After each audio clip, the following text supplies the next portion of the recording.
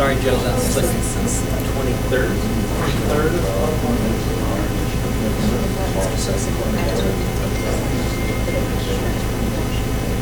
What's up?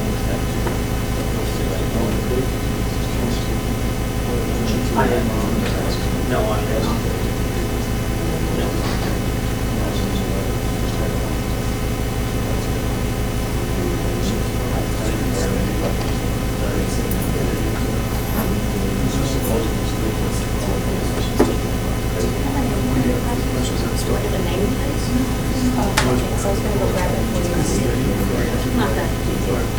Yeah. Well, mine's paper.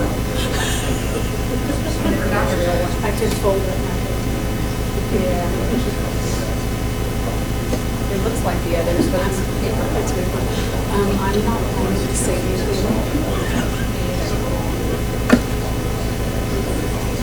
Did you connect with Dennis? He came over looking for Asperger's to my office. No, I sent this. He saw me. Okay. We're like, yes, I have him. He's like, I'll come back and see you on. Okay. And I haven't seen him since. Okay. And he's been running. It's been one of those days.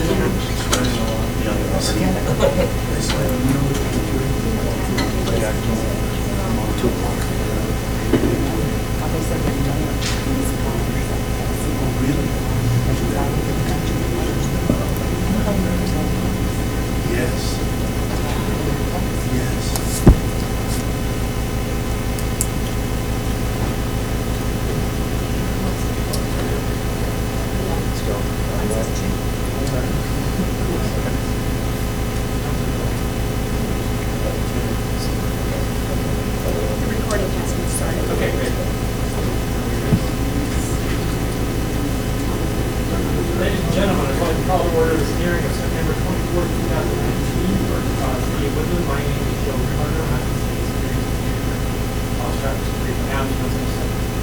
I'll turn on my microphone, that might help too. My name is Joe Turner, I'm the city's hearings examiner. I start by saying I am not a city employee. I'm licensed as an attorney and trained as a planner. I serve under contract to the city council. I say that so you know you're getting a somewhat independent review of the applications before me today. My role as the hearings examiner is to conduct the hearing and make decisions about certain land use matters in the city of Woodland. In making those decisions, I am required to apply the city's existing laws. I am not a policymaker. I don't have the authority to vary from or change the laws. If you think that the laws need to be changed, you can work with City Council and Planning Commission to do that. But state law requires that these applications be judged based on the laws in effect when the applications were filed. As a hearings examiner, I'm to provide an unbiased decision maker. I believe I am unbiased with regard to these applications. I have not had any pre-hearing contact with any of the parties regarding the substance of the applications, and I don't have any interest in the subject properties or any of the surrounding properties. But you have the right to challenge my impartiality, to argue that I'm biased in one way or another, and you can do that once your opportunity to testify. Procedure will follow. I'll take the cases one at a time in the order listed on the agenda.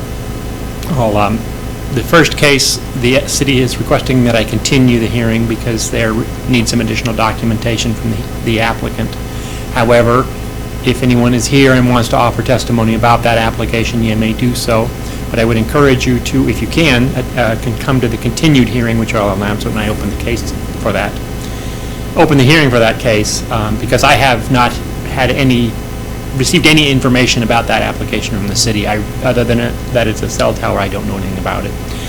But if you want to testify about that application today, you may do so, as well as come back to the continued hearing. With the other case, I will start by asking staff to summarize their staff report for that application. Then the applicant for that application will have an opportunity to present their proposal and respond to the staff report. If anyone else wants to testify in support of the application, they may do so. And then anyone who wants to testify in opposition or with questions or concerns. Once everyone has had an initial opportunity to testify, I'll give staff and the applicant an opportunity to respond to the testimony. If that response includes any new evidence, I will give everyone a chance to respond to the new evidence. Otherwise, I'll close the public portion of the hearing and announce what I'm going to do. Generally, I will issue a written decision within about 2 weeks after the close of the record. I'll send that decision to the city, and the city will send it to parties of record. So if you testify orally or in writing, or you legibly print your name and mailing address on the list outside the room for this application, you'll be sure and receive a copy of my decision when it's issued. When you testify, please come on up to the podium here. We need to make sure you're on a microphone. Our hearings are recorded, and that's part of our record in the event of an appeal. Please begin your testimony by stating your name and your full mailing address. Please spell your last name so I get it right, and if you represent someone else, please say so. There is no arbitrary limit to the length of time you can testify, but your testimony should be relevant to the applicable approval criteria which are set out in the staff report. Also, please don't repeat testimony offered by yourself or earlier witnesses. I take good notes of the hearing, and repeating your testimony doesn't make your case any stronger. The issue before me is whether the application does or does not comply with the approval criteria. However, it's also important that you make your best case to me.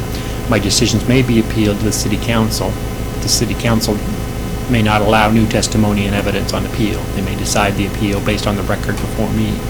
So if you feel it's important that myself or any future decision maker knows something about this application, you need to make sure it gets into the record before me. In order to preserve your right to appeal, you or someone expressly representing you must testify orally or in writing before the close of the record. And in order to raise an issue on appeal, someone must have raised that issue before me. If you feel you need more time to prepare, you can ask me to hold the record open or continue the hearing. If I hold the record open, you'll have an opportunity to submit additional written testimony and evidence before I make a decision. If I continue the hearing, we can come back and do this again at a later date. But if anyone wants me to hold the record open or continue the hearing, you must make that request before the close of the hearing today and provide some support for why whatever you want to submit during the open record or continuance, why that information couldn't be submitted at the hearing today. Finally, if you have any exhibits you want me to consider, such as a copy of your testimony, photographs, documents, other plans, or other physical evidence, you can hand it to staff. They'll mark it as an exhibit, and I will consider it as part of my deliberations. But unless there's any questions, that concludes my introduction.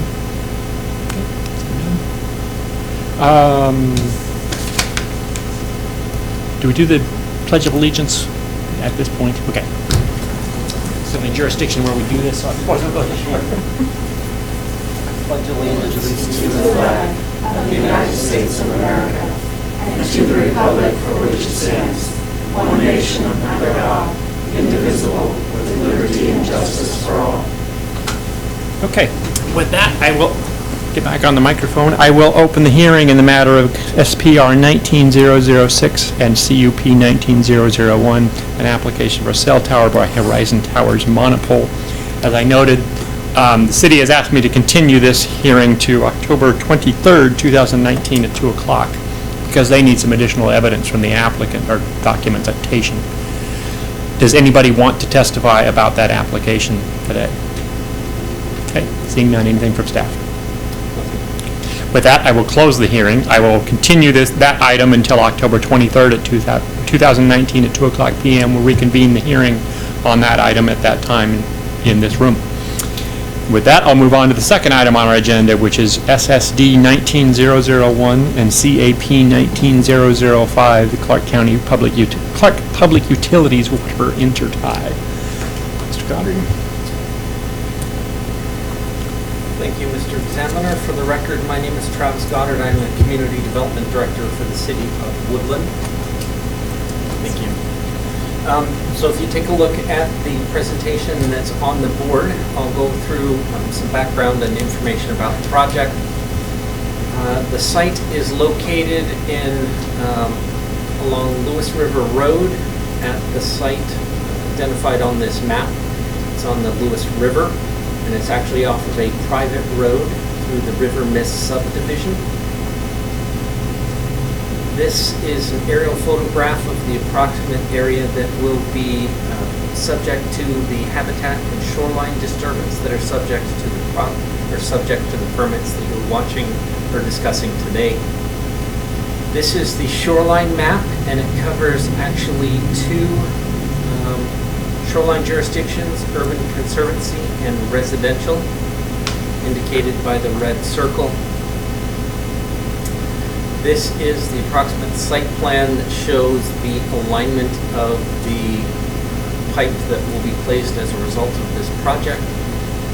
You'll notice at the, let's see if my laser's working today, at the northern end of the pipe, this is where the water main that is currently in Misty Court will be extended to the end of the road. It'll come down a paved path here and then out into the recreation open space tract that's out here. And this will be an area of trenching, at which time it will be bored underneath the river from the Clark County side. This is a close-up of the northern side. This is the part that is within the city. This is actually a line north-south, so it's a little bit different angle than what we saw before. This is the water main, this is the pathway, and I'll have some pictures. This red represents the area of potential disturbance as a result of the project. The actual trenching project will occur right here. There will be a disturbed area here, a pit that's approximately 20 by 20 square footed working pad on this end. And then this picture is actually the shoreline impact or the project footprint on the other side of the river. There's an existing pump house or well house here. They will be doing some additional ditching. But all of this impact is being reviewed by Clark County under a shoreline permit, and they've done the SEPA for this project as well. So that's why we don't have SEPA for the shoreline project.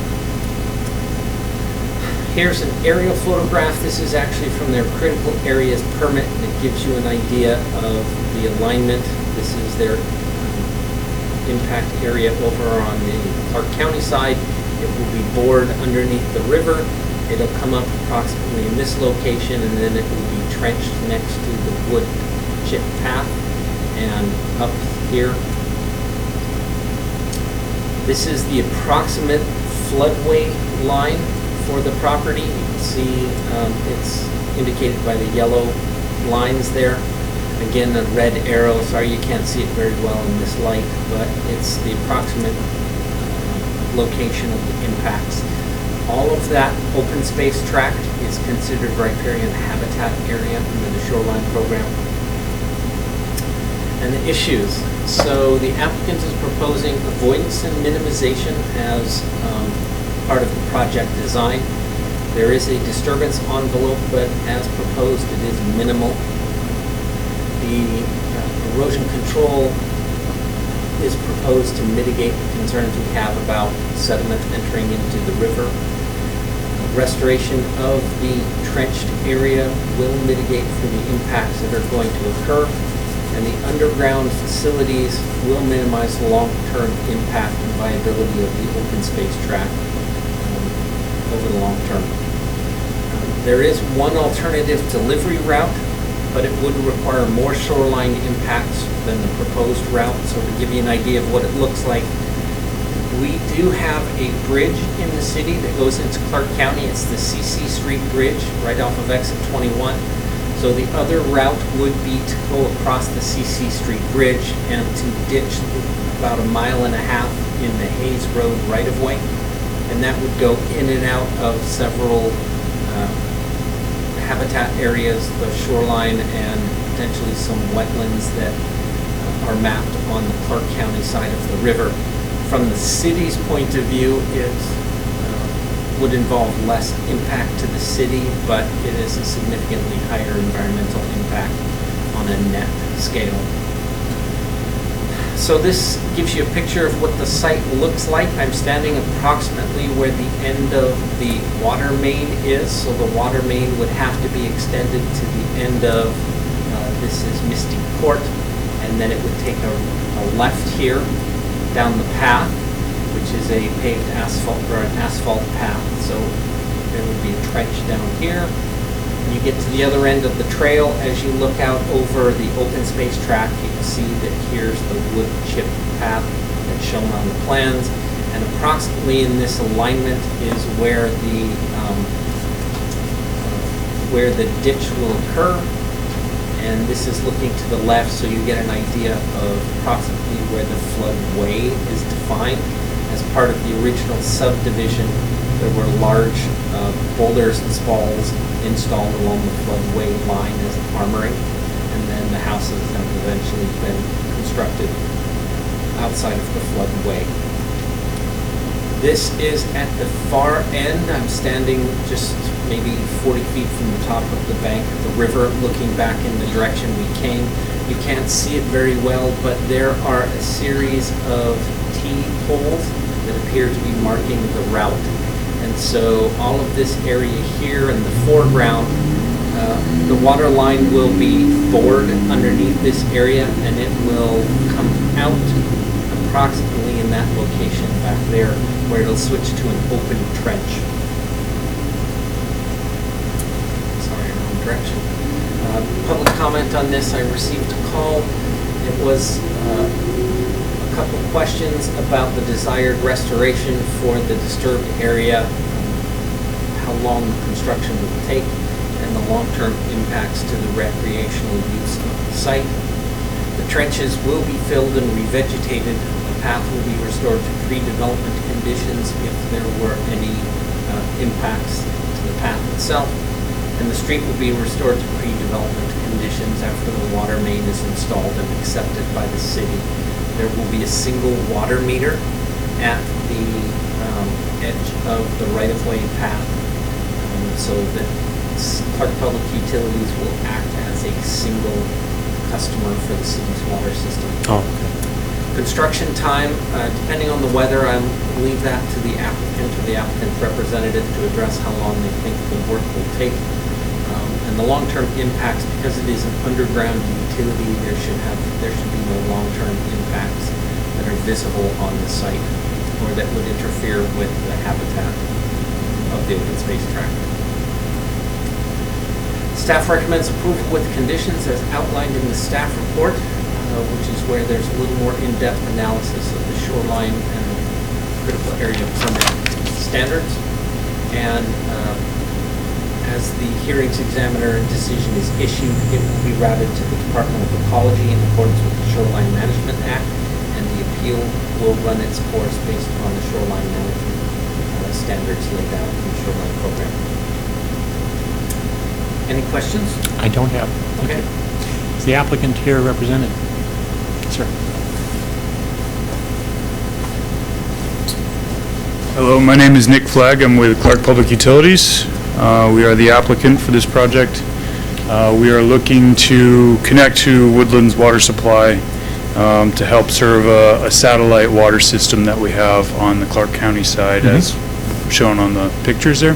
Mr. Flagg, is it 1G or 2? 2 Gs. I'm sorry. That's all right. Yes. So to address, do you want me to address the question that was on the slide there about construction? Construction time. Okay. Yeah. The estimated time for construction, I mean, total construction time will probably be in the 2 to 3 week range. Most of the construction activities will probably take about a week, but just to set up the erosion control and then restore the site will probably be a couple extra days.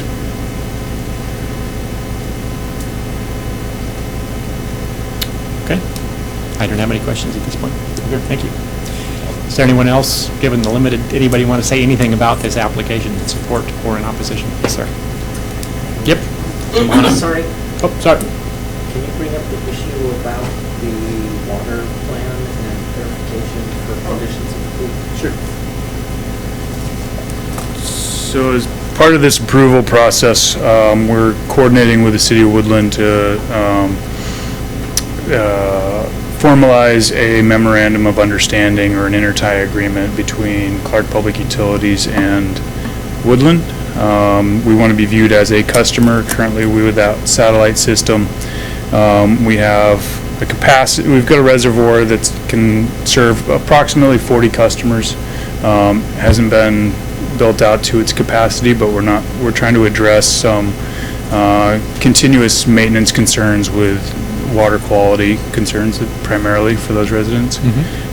So we still need to come to an agreement with the City of Woodland on hours of operation, how will we serve our customers, how will we fill our reservoir, But we want to kind of be viewed as just another customer to City of Woodland's water supply. So there'll be an intertie, but we want to be viewed primarily as just a customer with that meter there. Does that help address your question? Yeah. Okay. Thank you. Yes, sir.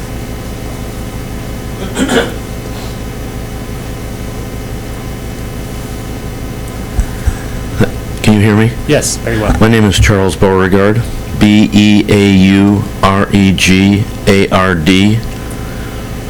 I'm at 222 Misty Drive. Okay. So I wanted to ask a couple of questions. Can I ask a couple of questions of the applicant? Sure. And you would go ahead and ask your questions. If anybody else wants to testify, I'll let them, and then you can respond to all the questions at once, but Okay. that's the best. And if you have follow-up questions, I'll let you ask those as well. Thanks. One, can I ask you, why did you decide to go under the river and not just drill some wells on your side of the river? That's number one. Are there other alternatives besides using Woodlands water that you explored? And is this just, and why did you decide on this one as opposed to the other alternatives? Three, I wanted to ask the city, I think the community there in the Misty Lane Drive community there has been assured that their water pressure won't be affected at all, that their cost of water won't be affected at all, and if either occurs, either the volume of water available, because now they're taking from, it's the city's water, I understand that, but there's a 3-inch pipe that serves our whole community, and so now we're attaching a community that's equal to or maybe greater than the community that we're served by that 3-inch pipe, and so going to double the amount of usage potentially with the same size pipe. So it seems that it could at different times during the day, mornings when everybody's showering as an example, affect the pressure in our community, and we've been assured that it won't affect the pressure.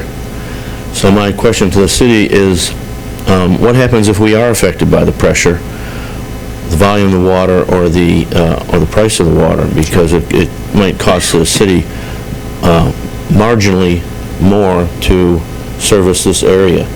So I appreciate it might be a cost savings to the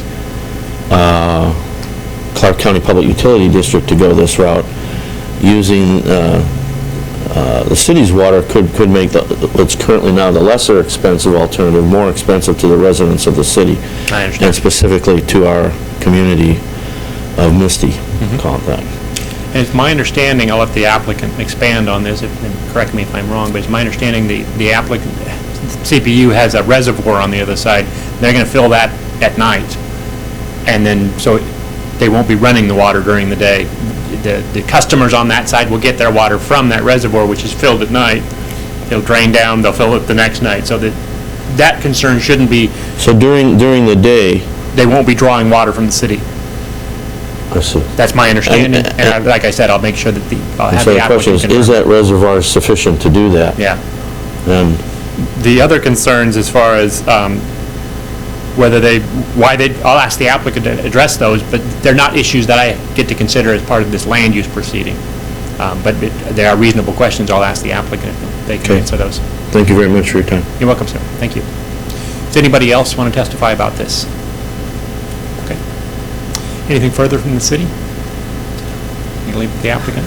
Do you want to give him the opportunity to address those questions? Sure, and if you want to follow up, I'll give you the chance. Sure.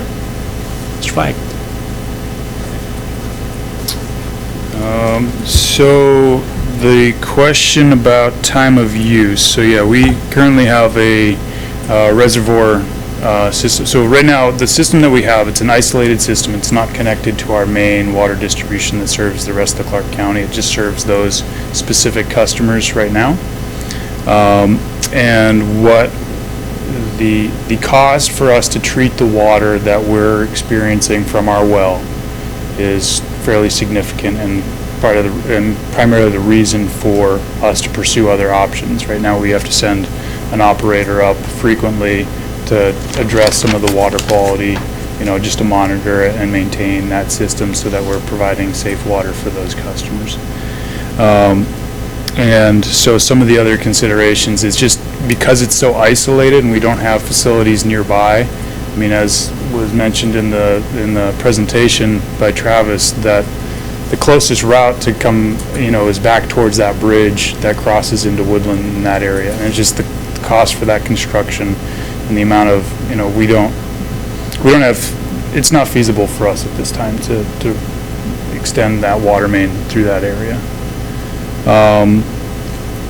And then some of the time of use concerns.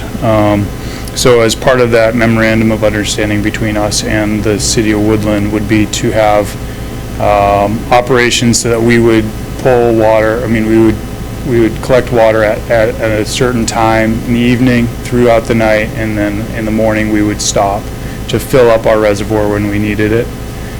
Currently, we only fill up those reservoirs at this time of year. It's about every 3 or 4 days, maybe a week it takes us to drain that reservoir. Well, right now it has capacity for about 40, but I think we're only maybe a little over. Residents or water users? Yeah, users. But right now we're a little more than half. I believe, I don't have a specific number for you. But So it should more than double. When it's built out.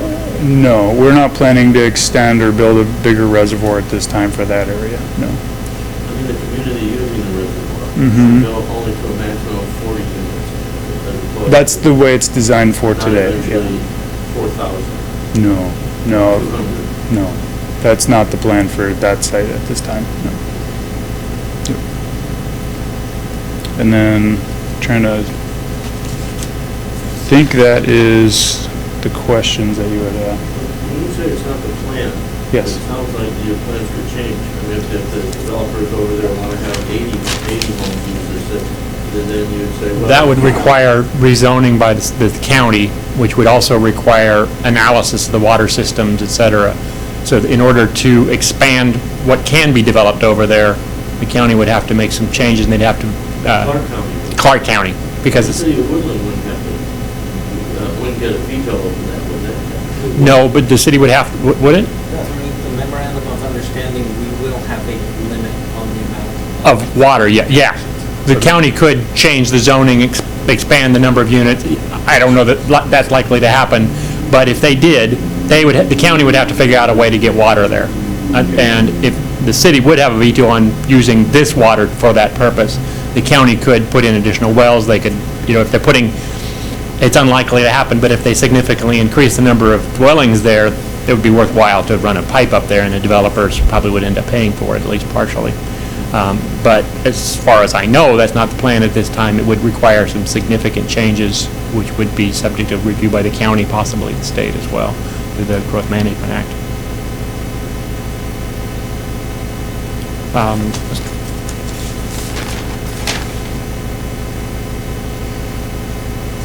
Any other questions, did he address your questions, Mr. Beauregard? You just, the ones I addressed to the applicant. Yeah, okay. Do you have any other questions for Mr. Flagg? I thought I addressed something to the city with regard to Yep. costs and. Okay, I'll let the city respond. I just wanted to, before we had Mr. Flagg sit down and make sure you didn't have any more. Thank you very much. You're welcome. I don't mind. Mr. Goddard. Yeah, but we'll bring you back up if we have other questions. So there are conditions in the staff report that would limit the amount that they could pump so that pressure will not be affected. And the evening limitations, so it's 50 gallons per minute, and in the evening hours to make sure. There's also going to be a caveat in the agreement that says that if there are drought conditions, that the water that's available to these units outside of the city limits, we would have the ability to cut that service prior to cutting internal services. So that's presumably be part of the negotiated agreement. And we have asked them to specifically let us know if we were to cut off service for that reason, how they would provide it, whether that's to truck it in or some other means. They'll have to have a backup plan for the state to approve it. As for cost, Because they are outside of the city limits, they will be paying a rate of 150% of what inside residents or users are actually paying. So they will actually pay more than you do, and theoretically in the future it might lead to less of an increase or price decreases because they are actually paying more than the actual regular users. Just a question of your math. Sure. Sure. You said 150% up.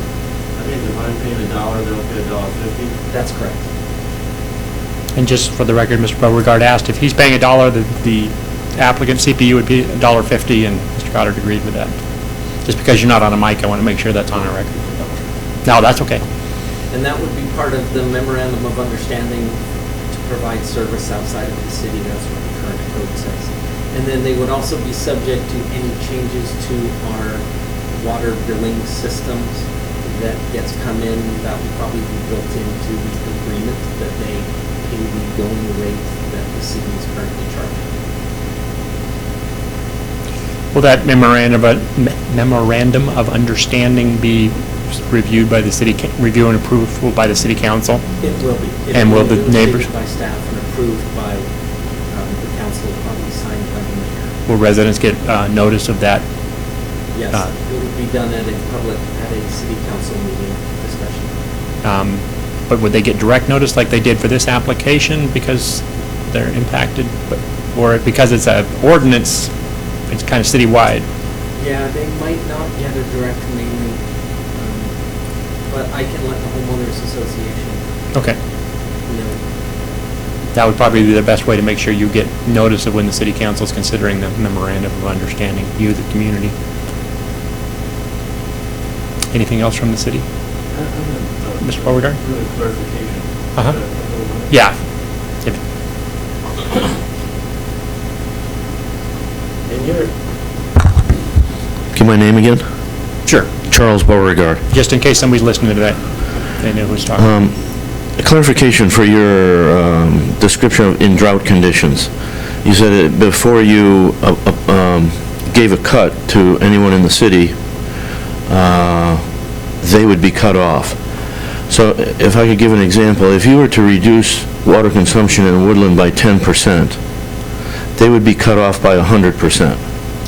Well, if it is a declared drought emergency which has legal ramifications associated with it, what the language would say, or what the condition says, is that we retain the right to restrict water use.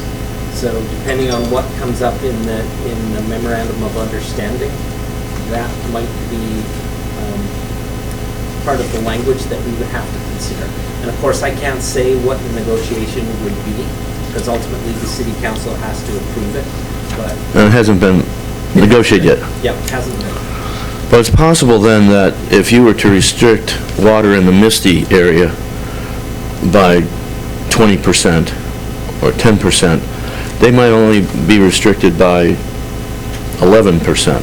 So it'd be more, but it would not be, I mean, it'd still be causing us to have a reduction in our pressure. Well, and ultimately there will be a valve at the end of the street where there comes in. So I'm assuming that we're talking about turning the valve off.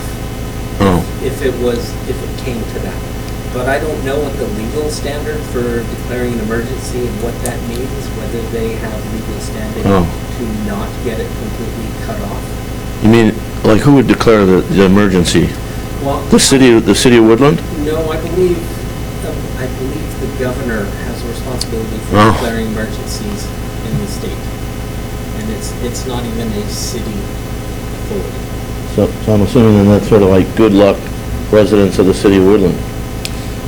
I mean, if my water is being cut back by, let's say, 10% or 20% due to the city having drought problems, but the governor hasn't declared it a drought emergency, they're draining off water from us. Well, And so I'm getting cut back as a result of that extra water being produced for their homes. no, they would be treated like any other customer. And That's what I'm concerned about. They would be, if absent a drought emergency, if the city cuts water usage by 10%, everybody, including the CPU, is cut by 10%? Unless it's negotiated otherwise. Right. And my assumption in the language is that we would look at our external customers prior to rationing our internal. And I see. don't know that we even have a mechanism to do rationing other than a voluntary method. But I mean, it could be like they've done in California, you know, where you say you can't water your lawn anymore, right? Well, you're not going to keep them from watering their lawns. Yeah. So if I have Those are to... issues that the city's going to have to address through this memorandum of understanding. It's not something I have any jurisdiction over. I see. So So it's very possible that if I was restricted from watering my lawn, the city would be faced with either cutting them off entirely, 100%, or letting me water my lawn. And they couldn't do both. That was my assumption. That's disheartening. But I hope it never happens. Me too. The audacity of hope. Thank you very much. Thank you. Just in case, does anybody else want to say anything about this? Mr. Flagg, anything? Yes, Mr. Flagg. Mike, this is Nick Flagg with Clark Public Utilities again. One thing that Travis had mentioned also was in the staff report, there's some comment about changes to the coordinated water system plan as part of this project. Is that the CPU's coordinated water system? Yeah, Clark Okay. County's. Okay. Yep. We're not looking to change anything in our water system plan. We're going to be, as part of this project, we have to also go to the State Department of Health for a source water change and not change of jurisdiction over the properties that are currently in our water system plans. We have properties that we can serve customers with, but we're not trying to change any boundary in that matter of like, this is now City of Woodland's water service area. Does that make sense? I think so. Let me Yeah. rephrase it with my understanding. The customers you're serving now will still be your customers for Correct. CPU. Yep. They will get city water, but CPU will pay for that water and charge those customers for that water. Correct. And you won't expand the area that's served by that water.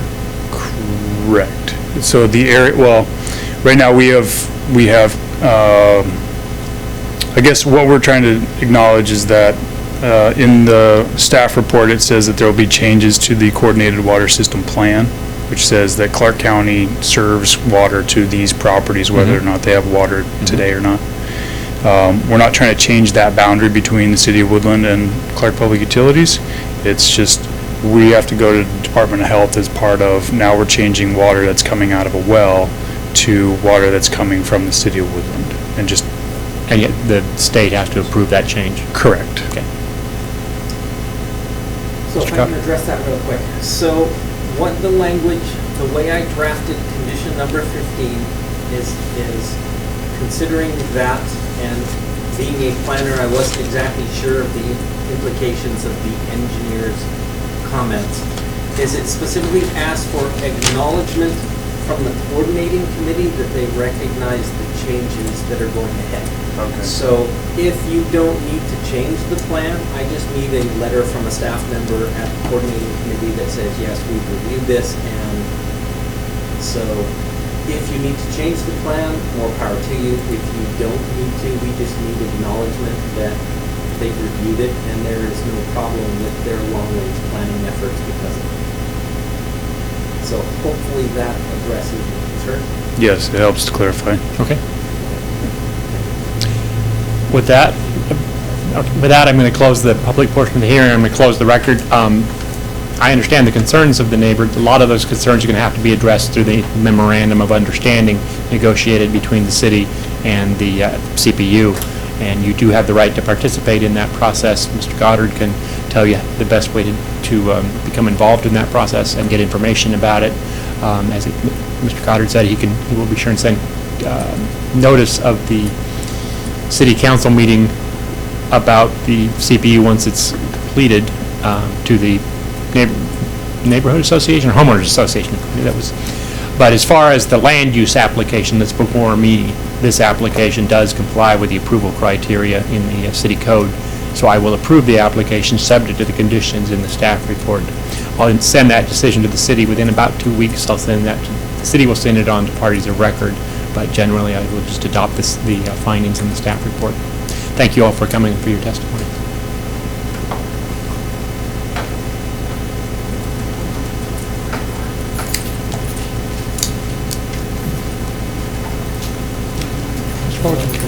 You're welcome. Thank you. Interesting questions that I hadn't thought about, but